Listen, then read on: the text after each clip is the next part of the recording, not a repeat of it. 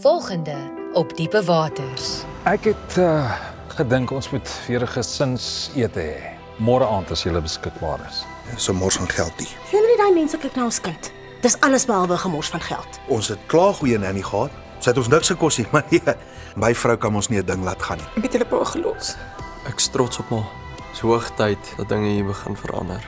Ek stem. Is jy nou mal? Ek wou net kom sien hoe dit met jou gaan.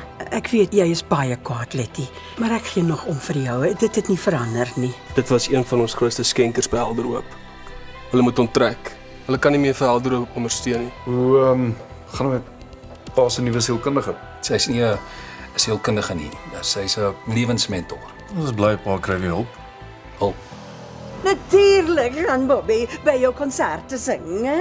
Want hy het so baie sagte koor, hè? Nee. En as jy ekstra hard oefen, kan ons vir Kersfees Mursies toe gaan. En terwyl ons die beste tyd van ons lewens het, gaan jy maar besef sy het 'n fout gemaak. Jy is lekker voor op die bane. Probeer jouself inwurm by my borg. En dit na jy gisteraand ete opgemors het. Ek het gehoor van die Kersliedjies. Ag, ek help my vir Arno met Helderhoop. Ek hoop so. Wat het jy bedoel met jy hoop so? Ek dink mens moet minder rusperiodes vat wanneer jy stap, Sunny. Ek hoop jy weet waarvoor jy jouself inlaat. Is jy ernstig? Wat wil jy probeer maak? Is ma ernstig?